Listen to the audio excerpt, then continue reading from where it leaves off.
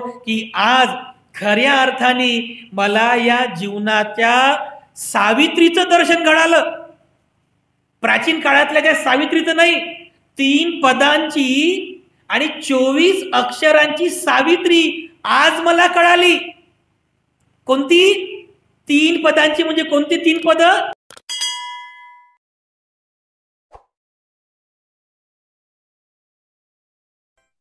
बुद्ध, धम्म आणि संघ या 3 रत्नांना प्रथमतः त्रिवार अभिवादन करतो. बोधिसत्व डॉक्टर बाबासाहेब आंबेडकर यांच्या समग्र धम्मक्रांतीमध्ये जीवनाच्या शेवटच्या श्वासापर्यंत समर्पित राहून आजच्या या मंगलमय प्रसंगी संघरत्न बुद्धविहार मयूर पार्क औरंगाबाद या ठिकाणी आज या रविवारच्या धम्म संस्काराच्या निमित्ताने उपस्थित आपण सर्व धम्म उपासक उपासिका, लहान बालक आणि बालिकांनो, सर्वप्रथम आपल्या सर्वांप्रती मी अनंत मंगल कामना आशीर्वाद वचन अर्पण करतो. उपस्थितांनो, वर्षावासाच्या कालावधीमध्ये आपण मागील 1 तारखेपासून नित्यनियमाने आपण सर्व धम्माचं चिंतन करीत आहोत, धम्म समजून घेण्याचा प्रयत्न करीत आहोत.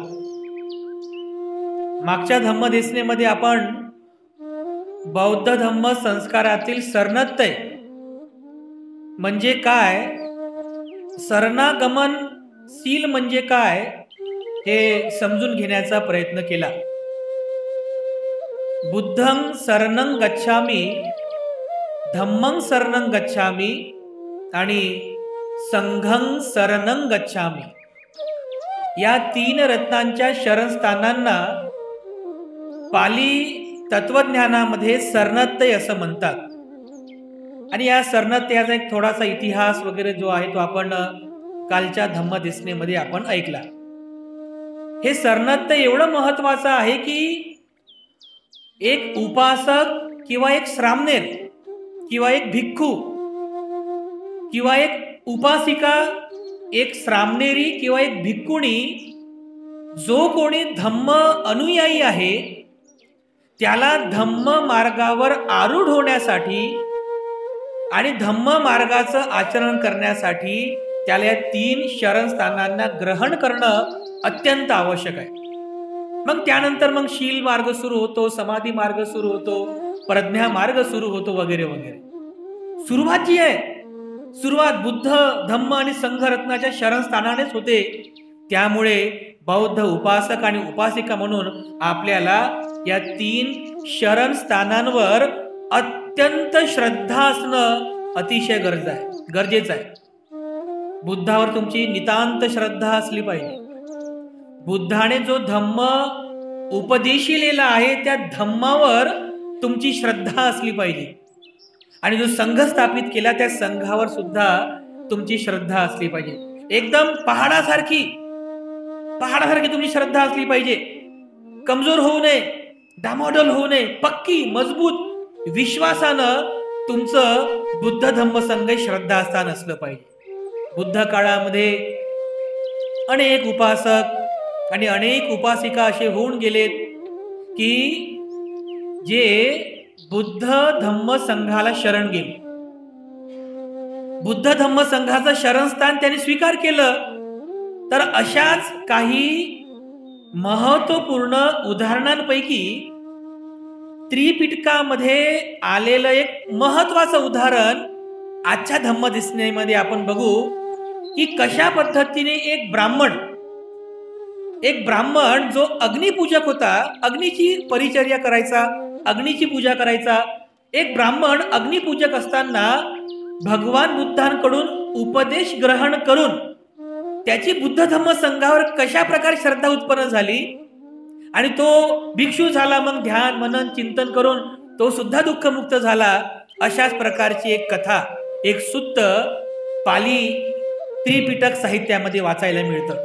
या सुत्ताचं नाव आहे सुंदरीक भारद्वाज सुत्त.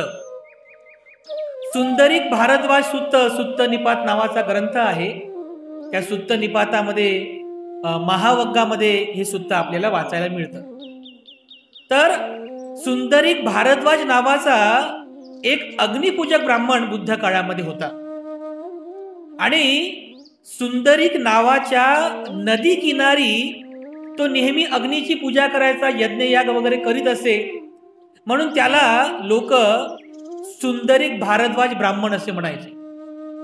तर एके वेळेस कौशल प्रांतामध्ये भगवान बुद्ध विहार करीत असताना त्या सुंदरीक नदीच्या किनारी हा सुंदरीक ब्राह्मण यज्ञ करीत होता आणि त्या यज्ञामध्ये त्याने भरपूर काही जे यज्ञाची जी काही पद्धती असते प्राचीन काळामध्ये, भरपूर काही तूप वगैरे वगैरे सर्व असं त्याची काही पद्धती आहे, पिंड वगैरे ठेवणं, तर हे सर्व काही त्याने तयार केलं आणि तो त्या सुंदरीक नदीच्या किनारी तो भारद्वाज यज्ञ करीत होता.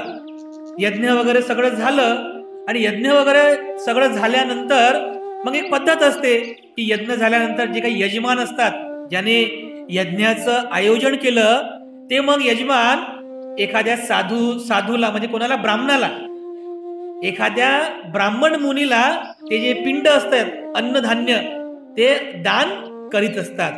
तर जेव्हा ते सगळं यज्ञ वगैरे संपन्न झालं, तर यज्ञ संपन्न झाल्यानंतर या सुंदरीक भारद्वाजाच्या मनात विचार आला की हे जे काही दान आहे, हे जे काही पिंड वगैरे जे आहे, हे आपण एखाद्या ब्राह्मणाला दान दिलं तर किती चांगलं होईल. म्हणून तो विचार करतो की इकडे आपल्या आजूबाजूला कुठे कोणी ब्राह्मण मुनी आहे का, ब्राह्मण संन्यासी आहे का, की ज्याला हे दान केल्यानं माझं लई पुण्य होईल.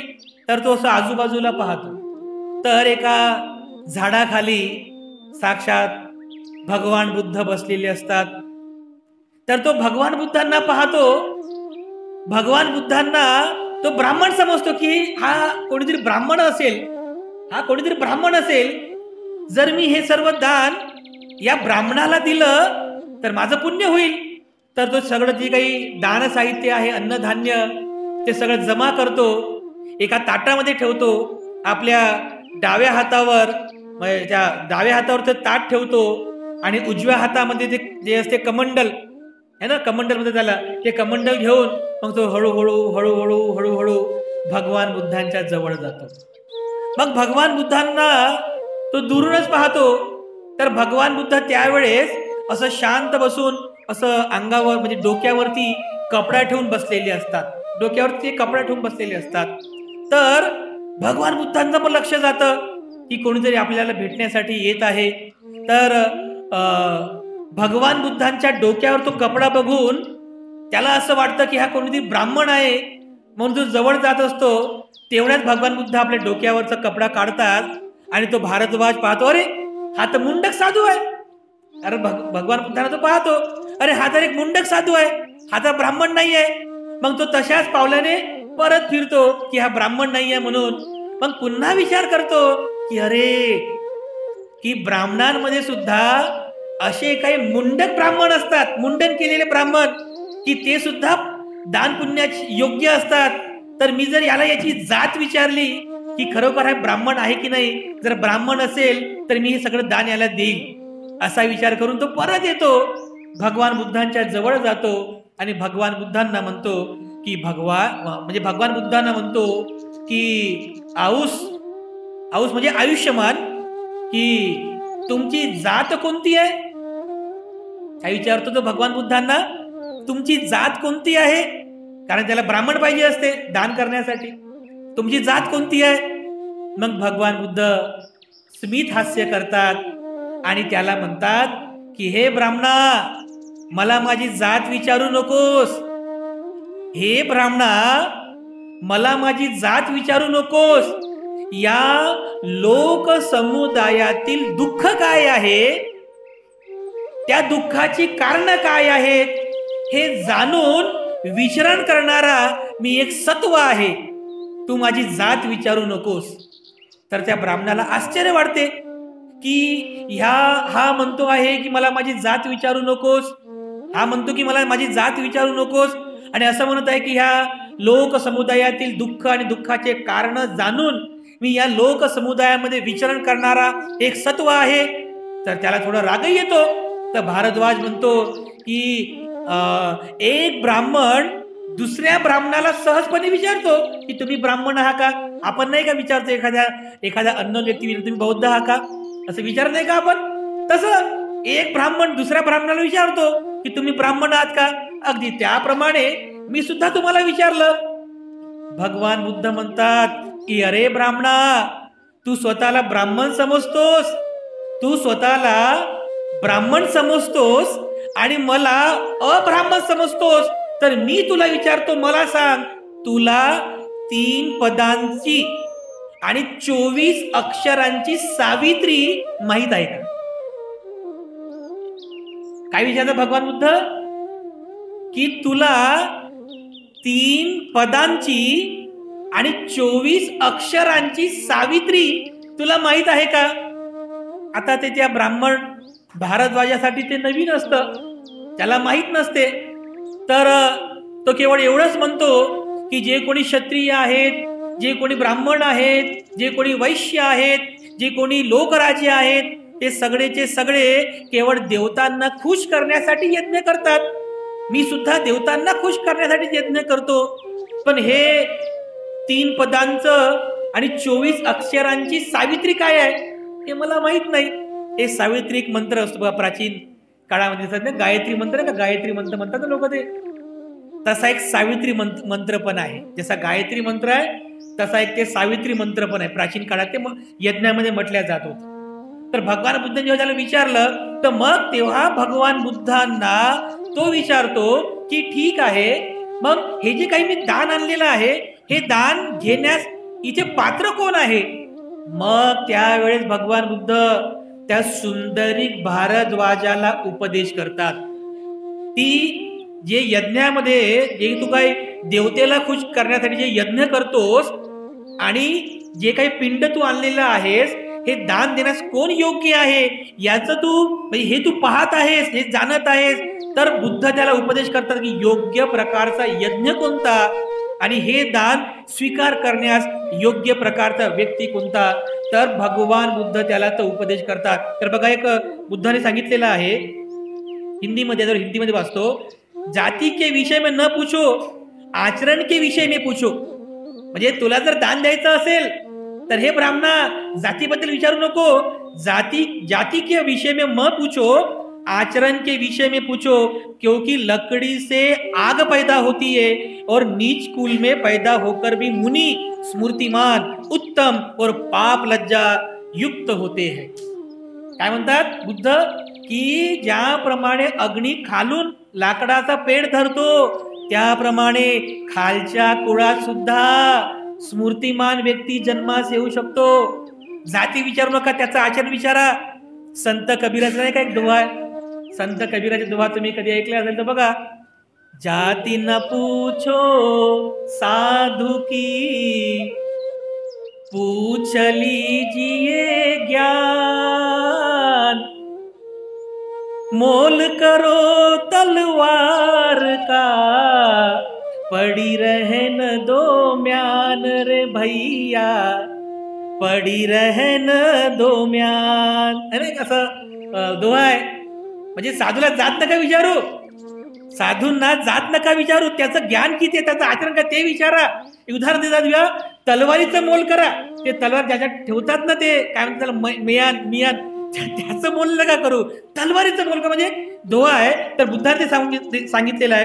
भगवान बुद्ध पुढे म्हणतात की हिंदीमध्ये आहे, जो ब्राह्मण पुण्य की अपेक्षा यज्ञ करता है वो राहु के ग्रहण से मुक्त चंद्रमा के समान वीतरागी सुसंयत इंद्रिय वाले उनको उचित समय पर दान अर्पण करे. ज्याप्रमाणे ग्रहणापासून मुक्त झालेला चंद्रमा जसा असतो तसं राग, द्वेष आणि मोहापासून मुक्त असलेला जो आहे त्या व्यक्तीला तू दान करायला पाहिजे. पुढे भगवान बुद्ध असंही म्हणतात, जो ब्राह्मण पुण्य की अपेक्षा यज्ञ करता है, जो सदा जागरूक हो, कामनाओं को छोड़कर अनासक्त हो संसार में विचरण करता है उनको समय पर द्रव्य अर्पण करे. म्हणजे जो अनासक्त आहे, ज्याच्या चित्तातील आसक्ती संपलेली आहे, लोभ संपलेला आहे आणि अनासक्त होऊन जो या संसारामध्ये विचरण करतो तो दान स्वीकार करण्यास पात्र आहे. त्याला आपण दान दिलं पाहिजे. पुढे मग भगवान बुद्ध म्हणतात कि जो विषय को छोड़ निर्भय रूप से विचरण करते हैं, जिन्होंने जन्म मृत्यु का अंत जान लिया है, उपशांत गंभीर जलाशय की तरह शांत तथागत वो दान के योग्य है. आता म्हणजे ऍक्च्युली हे सूत्र खूप मोठं आहे, खूप मोठं. शॉर्ट मध्ये तुम्हाला समजून सांगण्याचा प्रयत्न करत आहोत. खूप मोठं सूत्र आहे ते. जर तुम्हाला सुत्त निपात नावाचा ग्रंथ असेल तर खूप चांगला ग्रंथ, तो ग्रंथ तुम्ही नक्की वाचावा. त्या सुत्त निपात मधलं हे सूत्र आहे. भगवान बुद्ध पुढे म्हणतात की जिनमें न माया है, न अभिमान है, ना लोभ अहंकार और तृष्णा रहित है, जो क्रोध को दूर कर उपशांत हो गए हैं और जिस ब्राह्मण ने शोक रूपी मल को दूर किया है, ऐसे तथागत दान योग्य है. हे भगवान बुद्ध त्याला अगोदर काय सांगत आहेत, किंवा तू कोणाला दान दिलं पाहिजे. तू जर शांतीसाठी सुखासाठी यज्ञ करत आहे तर यज्ञ करीत असताना कशा पद्धतीने यज्ञ करायला पाहिजे तर तुझं पुण्य होईल. अगोदर ते त्याला समजावून सांगतात. तुला जर पुण्य करायचं असेल तर कशा प्रकारचं तू यज्ञ करायला पाहिजे. आणि त्यानंतर हे जे तू काही पिंड आणलेलं आहे, अन्नधान्य दान देण्यासाठी आणलेलं आहे, हे दान स्वीकार करण्यास कोण योग्य आहे. तर भगवान बुद्ध त्याला हे उपदेश करत आहे की या संसारामध्ये केवळ तथागत आहेत हे दान स्वीकार करण्यास योग्य आहे. भगवान बुद्ध पुढे म्हणतात कि जिन्होंने मन से वासनाओं को दूर किया है, जिन्हें किसी का परिग्रह नहीं है, यह लोक या परलोक में अनासक्त है, ऐसे तथागत दान के योग्य है. दानास फक्त तथागतच योग्य आहे असं भगवान बुद्ध म्हणतात.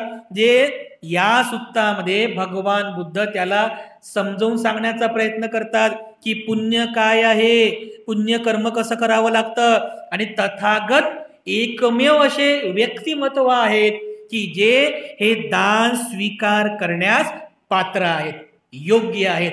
शेवटी भगवान बुद्ध म्हणतात, खूप मोठं सूत्र आहे, शॉर्ट मध्ये समजून घेऊ. जिनमें संघर्ष नहीं है, शेवटचं वचन आहे. भगवान बुद्ध म्हणतात की जिनमें संघर्ष नहीं है, जिनका चित्त शांत है, जो कामनाओं से मुक्त है, जिन्होंने आलस को दूर किया है, वासनाओं को नाश करने वाले, जन्म मृत्यु को जानने वाले, यज्ञ के समय संप्राप्त इसी प्रकार के ज्ञानी मुनि को प्रसन्नता के साथ अभिवादन करो, अन्न पानी देकर उनकी सेवा करो. इस प्रकार के दान से ही पुण्य मिलता है. पुण्य कशामुळे मिळते? यज्ञ केल्यामुळे पुण्य नाही मिळत. तर कशामुळे? ज्याच्यात संघर्ष नाहीये, जिनमें संघर्ष नाहीये. संघर्ष कोणता? कोणत्या दुश्मनासोबत नाही, बाहेरच्या. आतमध्ये दुश्मन आहेत आपल्या मनामध्ये. राग द्वेष काम क्रोध मोह माया वासना अहंकार, ही जी विकार आहेत, या विकारांसोबत ज्याचा संघर्ष थांबलेला आहे. आता संघर्ष नाही आहे, ज्याने विकारांना जिंकलेला आहे, ज्याचं चित्त एकदम शांत आहे आणि ज्याने स्वतःच्या चित्ताला जिंकलं, सर्व प्रकारच्या कामनांपासून कामवासनेपासून ज्याचं चित्त मुक्त झालं आणि ज्याने आपला आळस संपवलेला आहे, त्याच्यामध्ये कोणत्या प्रकारचा आळस किंवा प्रमाद नाही आहे, त्याने सर्व प्रकारच्या वासनेला जिंकलेला आहे आणि जो जन्म मृत्यूच्या फेऱ्यातून मुक्त झालेला आहे, असा जो कोणी ज्ञानी साधू संन्यासी आहे त्याला अभिवादन कर. कसं? अभिवादन कर आणि त्यालाच हे जे काही आहे ना, हे सगळं काही त्याला दान कर, तेव्हा तुझं पुण्य होईल. असं हे सगळं समजावून सांगितल्यानंतर तो सुंदरीक भारद्वाज विचार करतो, अरे हे जे महापुरुष आहेत, म्हणजे बुद्ध जे आहेत, हे जे काही सांगत आहेत, अशा पात्रतेचा कोणी या जगतामध्ये आहे का? हा, ज्याने मनाला जिंकलं, ज्याने विकारांना जिंकलं, वासनांना जिंकलं, त्याचं मन शांत आहे, जन्म मृत्यूच्या फेऱ्यातून मुक्त आहे, असं कोणी आहे का? तर तेव्हा तो विचार करतो, तर त्यांना भगवान बुद्धांखेरीज या संसारामध्ये दुसरा कोणीही आढळत नाही. तर तो विचार करतो आणि बोलतो की आप बुद्ध दान के योग्य है, आप उत्तम पुण्य क्षेत्र है, आप सारे संसार के पूजनीय है, आपको दिया हुआ दान ही पुण्य फल प्राप्त कर देगा. तुम्हाला दिलेलं दानच मला पुण्य फळ प्राप्त करून देईल. आणि अशा प्रकारे तो त्याच्याकडे असलेलं जे काही पिंड साहित्य असते, दान साहित्य असते, तो दान साहित्य सगळं तथागतांना अर्पण करतो. आणि शेवटी म्हणतो की आज खऱ्या अर्थाने मला या जीवनाच्या सावित्रीचं दर्शन घडालं. प्राचीन काळातल्या त्या सावित्रीचं नाही, 3 पदांची आणि 24 अक्षरांची सावित्री आज मला कळाली. कोणती 3 पदांची? म्हणजे कोणती 3 पद? बुद्ध, धम्म आणि संघ, हे ते 3 पद आहेत. आणि 24 अक्षर म्हणजे कोणती? बुद्धं शरणं गच्छामी, याची 8 अक्षर, धम्मं शरणं गच्छामी याची 8 अक्षर, आणि संघं शरणं गच्छामी याचे 8 अक्षर. असे या 3ही शरणत्तयाचे एकूण 24 अक्षरांची सावित्री आज मला कळाली. 3 पदांची आणि 24 अक्षरांची सावित्री आज मला कळाली. म्हणून मी आपल्याला आज या ठिकाणी अभिवादन करीत आहे. आणि असं म्हणून तो बुद्धं शरणं गच्छामी म्हणतो, धम्मं शरणं गच्छामी म्हणतो, संघं शरणं गच्छामी म्हणतो. भगवान बुद्धांना अभिवादन करतो. त्याला खऱ्या अर्थाने बुद्ध धम्म संघाचं श्रद्धास्थान समजलं, ते पुण्य त्याने प्राप्त केलं. आणि त्याच वेळेला तो भगवान बुद्धांना विनंती करतो की भगवान मला प्रवज्जित करावं, मला दीक्षा द्यावी. आणि अशा प्रकारे तो त्या ठिकाणी प्रवज्जित होतो. भिक्षू बनून ध्यान मनन चिंतन करून बुद्ध धम्म संघाला श्रद्धास्थान मानून तोही अरहंत होतो, दुःखमुक्त होतो. तर अशा प्रकारे हे जे सुत्त आहे, या सुत्तामध्ये सुद्धा तो जो सुंदरीत भारद्वाज होता, त्याने भगवान बुद्धांच्या समक्ष बुद्धं शरणं गच्छामी, धम्मं शरणं गच्छामी, संघं शरणं गच्छामी म्हणूनच त्याने बुद्ध धम्म संघाचं शरणस्थान ग्रहण केलं. एकंदरीत हे जे सुत्त आहे, हे सुत्त आपला जो विषय आहे की हे जे शरणत्तय आपण म्हणतो, हे शरणत्तयाच्या संदर्भाने या सुत्ताचा उपदेश आज आपण ऐकलेला आहे. म्हणजे भगवान बुद्धाच्या हयातीमध्ये भगवान बुद्धांच्या समोरच हे शरणत्तय म्हटलं गेलेलं आहे. तर यापैकीच एक संदर्भ म्हणून हे सुत्त अत्यंत महत्वाचं आहे. तर अशा प्रकारे 3 पदांची आणि 24 अक्षरांची जी सावित्री आहे, आपली शरणत्तयाची सावित्री 24 अक्षरांची, ही आपण ग्रहण करावी. त्याचं पुन्हा पुन्हा जप करावा. म्हणजे जप म्हणजे काय? त्याचं पुन्हा पुन्हा आपण उच्चारण करावं, त्याचं आपण आचरण करावं, त्याप्रमाणे शील समाधी प्रज्ञेचा आपण अभ्यास करावा आणि खूप पुण्यक्षेत्र आपण प्राप्त करावं. अशा प्रकारची मंगल कामना मी आपल्या सर्वांप्रती आजच्या या मंगलमय प्रसंगी व्यक्त करतो. पुनश्च एकदा संपूर्ण म्हणजे सर्व उपासक आणि उपासिका आपल्या सर्वांप्रती मी अनंत मंगल कामना अर्पण करतो आणि तथागतांच्या आशीर्वाद वचनाने आजचा धम्म संस्कार या ठिकाणी समाप्त करतो. अभिवादनशीलिस नित्यं वड्ढापचायिनो चत्तारो धम्मा वड्ढन्ति आयुवन्नो सुखं बल.